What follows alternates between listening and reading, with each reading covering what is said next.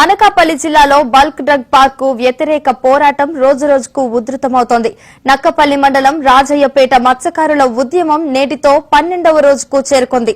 Bulk drug park ఉపసంహరించుకునేంత వరకు ఆందోళన విరమించేదే లేదని స్పష్టం చేస్తూ సుమారు 2000 మంది మహిళలు, మత్స్యకారులు ఏపీఐఐసీ నిర్మిస్తున్న రోడ్లపై బైఠాయించి నిరసన తెలిపారు. పనులు, వాహనాల రాకపోకలను పూర్తిగా అడ్డుకున్నారు. గొడవపడిన తర్వాత అనవసరంగా కేసులు ఇవన్నీ ఉంటాయి కదా.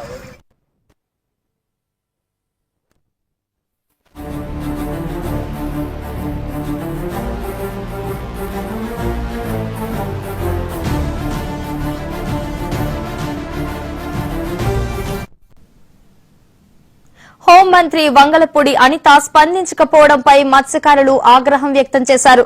పూరి, కోనార్క్ వంటి ప్రాంతాలకు వలస వెళ్లిన వందలాది మంది మత్స్యకారులు సైతం స్వగ్రామానికి తిరిగి వచ్చి దీక్షలో పాల్గొన్నారు. అధికారులు చర్చలకు సిద్దపడినా హోంమంత్రి వచ్చి సమాధానం చెప్పాల్సిందేనని ఆందోళనకారులు పట్టుబట్టారు. దీంతో మంత్రి అనిత వీడియో ప్రకటన విడుదల చేశారు. అసెంబ్లీ సమావేశాలు ముగిసిన వెంటనే ఈ నెల 30న వచ్చి చర్చలు జరుపుతానని హామీ ఇచ్చారు.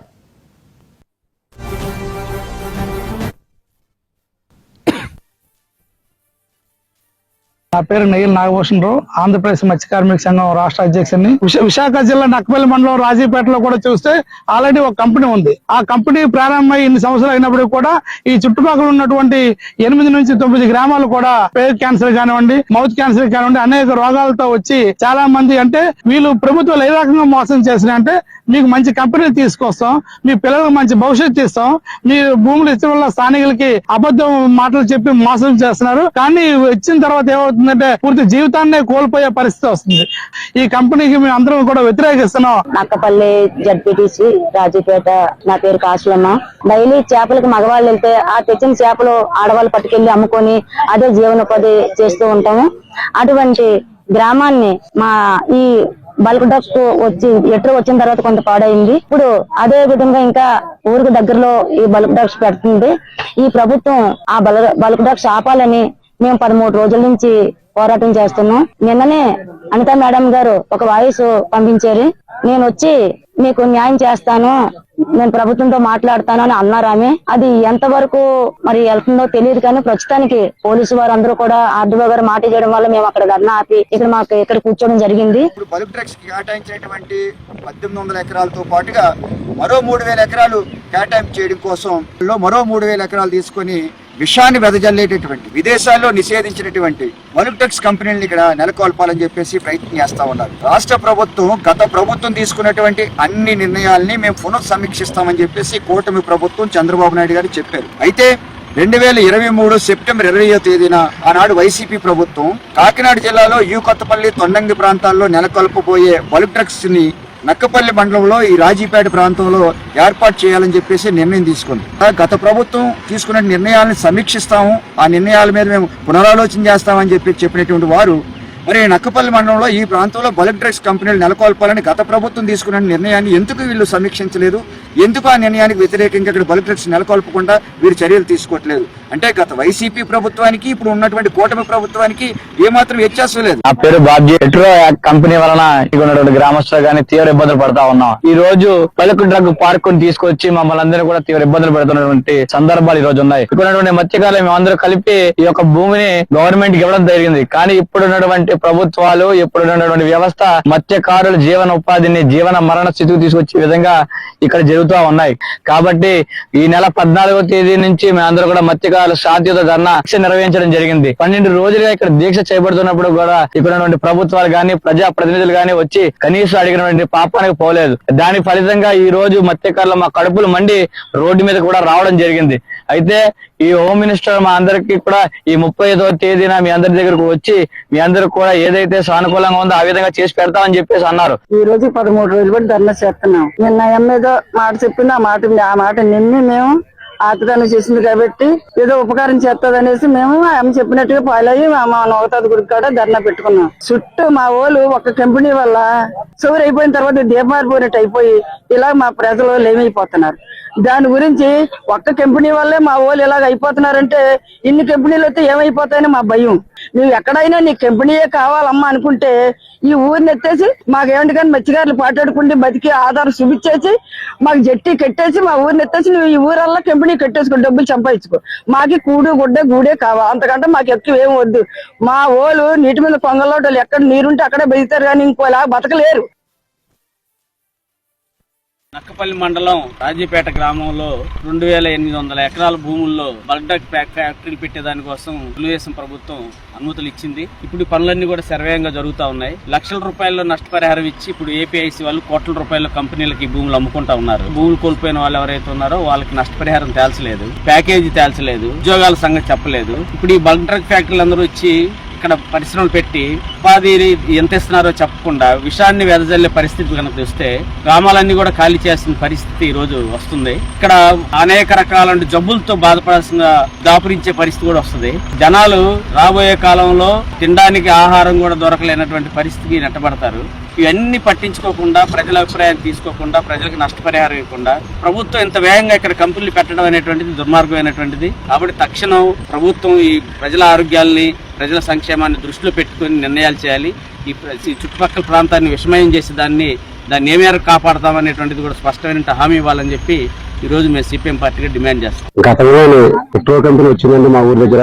ఆ ఎట్రో కంపెనీ వచ్చేటప్పుడు కూడా మాకు అనేక రకమైన హామీలు ఇచ్చారండి. ఆ రోజు ఈ ఫ్యాక్టరీ పెట్టడం వల్ల మీకు రాజీపేట ఇలా కాకుండా చాలా బంగారంలా మారిపోద్దని చెప్పేసి అన్నారండి. కట్టిన తర్వాత కనీసం ఇలాగ రాజీపేటను కూడా పట్టించుకోకుండా ఇలా రకమైన జబ్బులతో రాజీపేటలో క్యాన్సర్లు గానీ, లేకపోతే కిడ్నీల సమస్యలు గానీ, వాటర్ పొల్యూషన్ అయిపోయి నానా రకాల ఇబ్బందులు పడుతున్నాం ఇక్కడ మేము. మళ్ళీ అది కాకుండా పాకిరేపేట నియోజకవర్గం హోమ్ మినిస్టర్ గారు ఎట్రో గురించి ధర్నా చేసినప్పుడు మేము అధికారంలోకి వస్తే ఇలాంటివి రాకుండా చూసుకుంటామని చెప్పేసి అన్నారు. ఇవాళ అధికారంలోకి వచ్చిన దాని బావులాంటి ఫ్యాక్టరీ తీసుకొచ్చి ఈ రాజీపేట దగ్గరలో పెట్టడం జరుగుతుందండి. దీనివల్ల మేము ఉండాలా పోవాలంటే మాకు అర్థం కావట్లేదు. మా పిల్లల భవిష్యత్తు గురించి ఆలోచించి మీరు ఇటువంటి నిర్ణయాలు తీసుకోకుండా ఈ ఫ్యాక్టరీని ఇక్కడ కాకుండా మీరు కావాలనుకుంటే మీరు ఎక్కడైనా పెట్టండి. కానీ ఇలాంటి మా హ్యాపీగా బతుకుతున్న ఏరియాలో మీరు ఎలాంటి ఫ్యాక్టరీలు తెచ్చి పెట్టడం అనేది ఎంతవరకు కరెక్ట్ మేడం గారు? ఆంజనేయులు, ఆంధ్రప్రదేశ్ మత్స్య కార్మిక సంఘ రాష్ట్ర ప్రధాన కార్యదర్శిని. ఈ ఏరియాకి సంబంధించి ఎస్ఆర్ఆర్ కంపెనీ బల్క్ డ్రగ్స్ సంబంధించిన ఫ్యాక్టరీ ఒకటి మొన్న ఆగస్టు 5వ తారీఖు నాడు ప్రజాభిప్రాయ సేకరణ జరిగింది. ఈ గ్రామానికి సంబంధించి ప్రధానంగా 2018లో ల్యాండ్ ఎక్విజేషన్ జరిగింది. ఆ రోజు రాష్ట్ర ప్రభుత్వం గ్రామస్తులకు ఇచ్చిన హామీ అభివృద్ధికరమైన పరిశ్రమలు తీసుకొస్తామని హామీ ఇచ్చారు.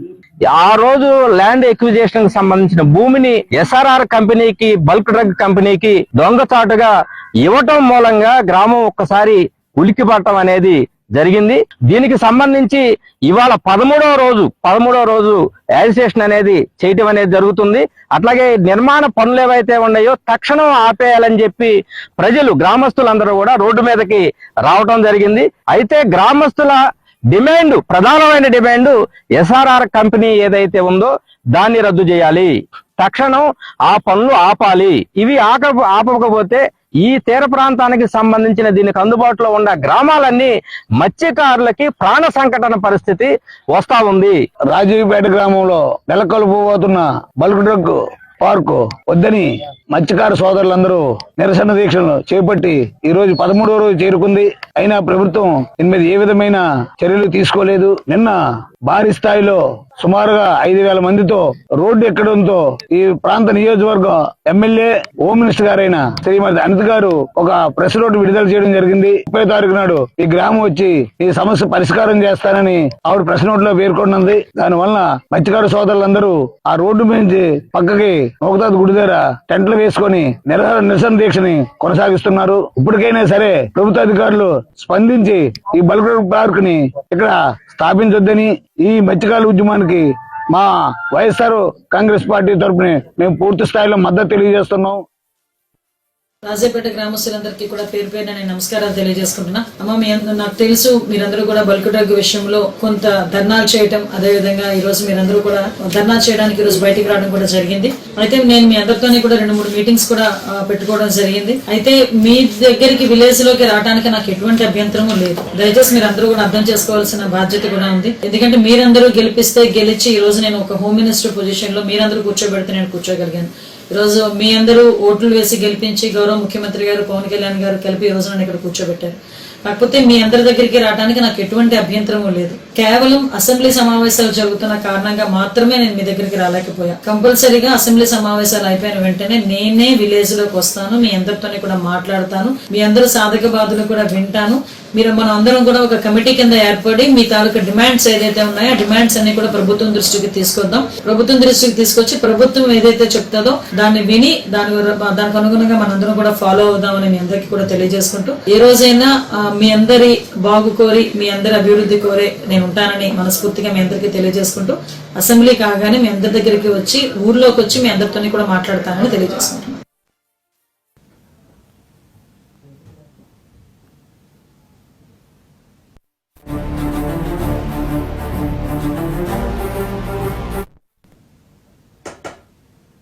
బులెటిన్ లో షార్ట్ బ్రేక్ తీసుకుందాం. Stay with us.